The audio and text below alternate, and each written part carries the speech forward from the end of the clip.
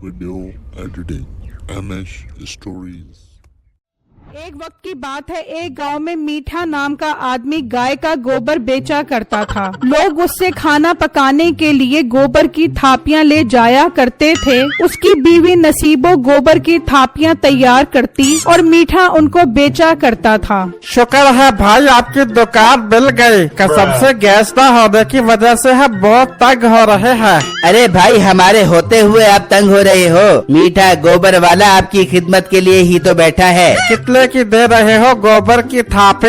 5 रुपए की एक थापी है भाई। 50 थापियां पैक कर दूं? अरे नहीं, सिर्फ 5 थापियां दे दो। 50 थापियों का मैं क्या करूँगा? जब जरूरत होगी तो मैं ताज़ा थापी लेकर जाया करूँगा। क्या सिर्फ 5 थापियां? तू भागा हुआ तो ऐसे आया था जैसे थापियों की बोरियां लेकर जाएगा। चल दे 25 रुपए और ले जा 5 थापियां। फिर वो ग्राहक गोबर की थापियां लेकर वहाँ से चला जाता है और शाम में जब मीठा घर जाता है, आजा मीठे, आजा मेरा कमाल पूत शोर धन दौलत कमा क्या खाक धन दौलत कमा कर आ गया हूँ। सारे दिन में सिर्फ 10 गोबर की थापियां बिकी हैं। क्या सिर्फ 10 गोबर की थापियां बेच के आया है? मैं सारा दिन तेरे लिए घर पर बैठ के बदबूदार गोबर की थापियां बढ़ाती रहती हूँ। इतनी गंदी बदबू आती है, लेकिन फिर भी मैं तेरे लिए गोबर की थापियां बढ़ाने से बाज नहीं आती कि चलो शाम में मीठा अब्बे घर आकर पैसों के दर्शन कर बाबेगा। लेकिन मुझे कमकली को क्या पता था कि तू 10 गोबर की थापियां बेच के 50 रुपए कमा के आबेगा।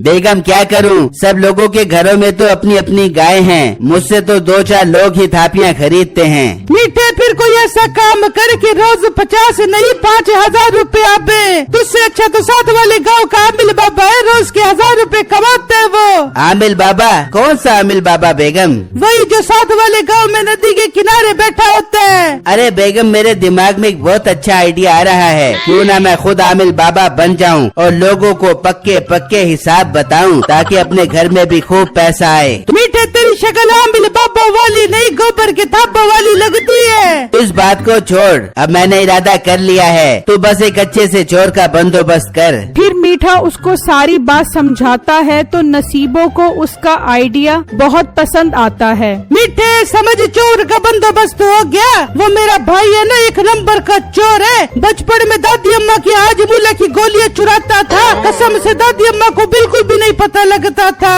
और मोटी नाक वाली औरत, ये तेरी दादी अम्मा की हाजमूला की गोलियां नहीं है, गाय चुरानी है गाय। हाँ, सब चोरी कर लेगा, तू टेंशन न ले। फिर अगले ही दिन से मीठा अपनी 2 नंबरी की दुकान खोलकर बैठ जाता है और मुस्तकबिल बताने के लिए एक तोता भी रख लेता है। लोग वहाँ से गुजरते हैं लेकिन कोई भी उसकी दुकान पर नहीं आता। मीठे, ये तो कोई भी नहीं आ रहा यहाँ पर।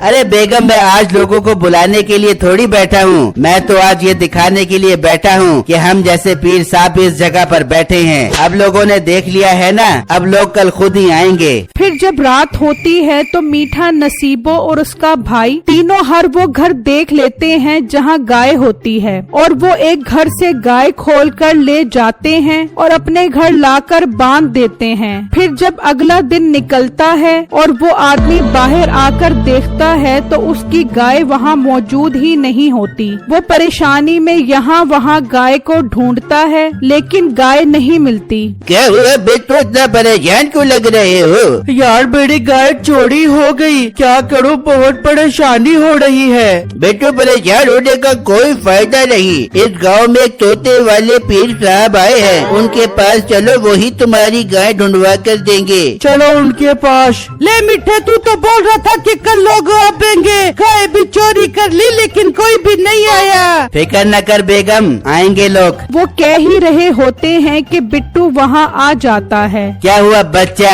इतना परेशान क्यों लग रहे हो? पीर साहब, रात को मेरे दोस्त की गाय चोरी हो गई है, ये बहुत परेशान है, पता करे कहाँ पर है। हाँ पीर साहब, वो गाय ही मेरी सब कुछ थी। उसका दूध हम सब घर वाले पीते थे और उसके गोबर से खाना पकाते थे। अब मैं क्या करूँ? बताने की जरूरत नहीं है, तुम्हारा लबलबा ढलकता मटकता पेट ही बता रहा है कि तुम काफी काफी सारा दूध पीते हो। खैर मैं अपने तोते से पता करता हूँ। चल भाई तोते आ और बता इसकी गाय कहाँ है और कब और कैसे मिलेगी। फिर तोता आता है और एक पर्ची उठाता है।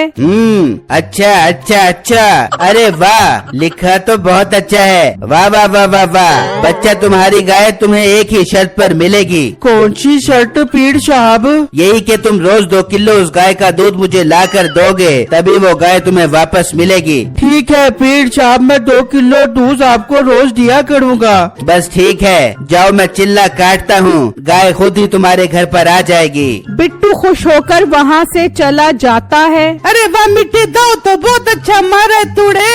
हाँ बेगम, 3-4 घरों की गाय चोरी करवा कर अपना राशन बनवा लेंगे और हमें क्या चाहिए। तू बस अपने भाई को बोल शाम में वो गाय उसके घर पहुँचा दे। फिर रात होती है तो नसीबों का भाई वो गाय ले जाकर बिट्टू के घर बांध देता है और गांव के दूसरे घर से गाय खोलकर ले आता है। फिर जब दिन की रोशनी रात के अंधेरे की जगह लेती है तो बिट्टू देखता है कि उसकी गाय वापस आ गई होती है। वो बहुत खुश होता है। क्या बात है पीर साहब की, मैं तो मुरीद हो गया हूँ उनका। मैं भी उनके लिए 2 किलो दूध लेकर जाता हूँ। बिट्टू जब मीठे के लिए दूध लेकर जाता है तो वही आदमी जिसकी गाय रात को चोरी हुई थी वहाँ खड़ा होता है और मीठा उसे तोते से हिसाब लगाकर बता रहा होता है। पीर साहब मेरी गाय रात को मिल गई, मैं आपके लिए 2 किलो दूध लेकर आया हूँ। बहुत अच्छा किया तुमने। अब देखो इनकी गाय भी रात को चोरी हो गई थी, मैंने इनका भी हिसाब लगवा लिया है। देखो आपकी गाय मिल जाएगी, मगर आपको रोज मुझे 5 किलो आटा देना पड़ेगा। ठीक है पीर साहब, मैं रोज आपको 5 किलो आटा ला कर दूंगा, बस मेरी गाय मुझे मिल जाए। हाँ हाँ मिल जाएगी, फिक्र मत करो,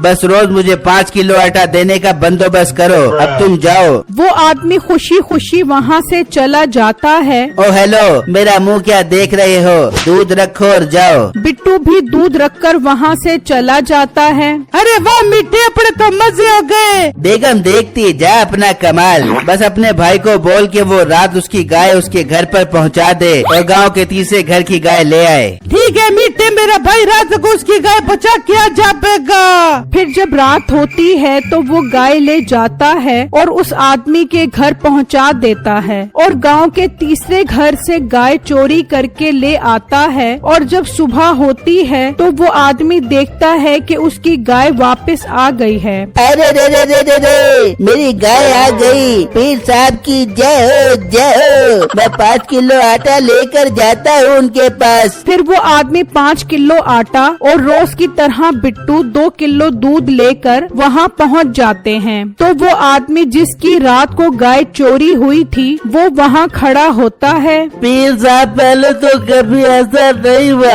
रात अचानक मेरी गाय चोरी हो गई। मिल जाएगी तुम्हारी गाय, मगर तुम्हें रोज मुझे 1 किलो देसी घी देना होगा। दूंगा, मैं जरूर दूंगा आपको 1 किलो देसी घी, बस मेरी गाय मिल जाए। हाँ हाँ मिल जाएगी। देख रहे हो ना, इन दोनों की गाय भी चोरी हो गई थी, मैंने अपने अमल से वापस मंगवाई है। तुम्हें भी मिल जाएगी, बस तुम देसी घी का बंदोबस्त करो। इस तरह दिन गुजरते गए और मीठे की दुकान चमकती रही। लोग सामान लेकर उसके पास लाइन में खड़े रहते। फिर एक दिन बिट्टू की तबीयत अचानक खराब हो जाती है और वो मीठे को दूध देने नहीं जा पाता। बेगम बाकी सब तो सामान दे गए, मगर बिट्टू दूध लेकर नहीं आया। अपने भाई को बोल आज रात को उसकी गाय वापस उठा ले। फिर जब रात होती है तो उसका भाई जाता है और उसकी गाय खोलकर ले जाता है और अगले दिन बिट्टू देखता है कि उसकी गाय नहीं है। वो परेशानी में मीठे के पास जाता है। पीर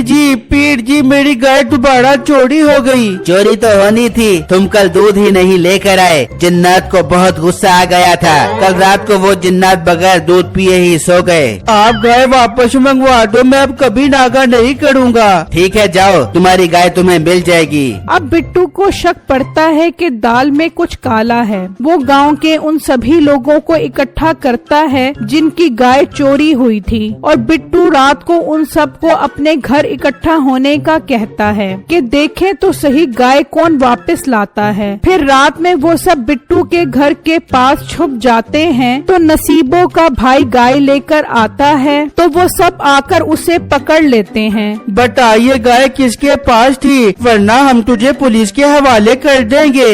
नहीं नहीं, मैं बताता हूँ, ये गाय मीठे के पास थी। वही सब लोगों की गाय चोरी करवाता है और उन सबसे राशन पानी लेता है। देख लो मेरा शक ठीक निकला। इसे यहाँ डड़क के साथ बांध दो और अभी मीठे और उसकी बीवी को भी लेकर आओ। फिर वो मीठे और उसकी बीवी को भी ले आते हैं और दरख्त के साथ बांध देते हैं। ओ बगैरत इंसान, तेरी हिम्मत कैसे हुई हम गांव वालों की गाय चोरी करने की? भाई मैंने हालात के हाथों मजबूर होकर ऐसा किया है, मुझे माफ कर दो। मेरे बाप की तौबा जो आइंदा मैं कभी ऐसा करूं। नहीं, तेरी सजा है, अब सारी जिंदगी सड़क के साथ बंधा रहेगा।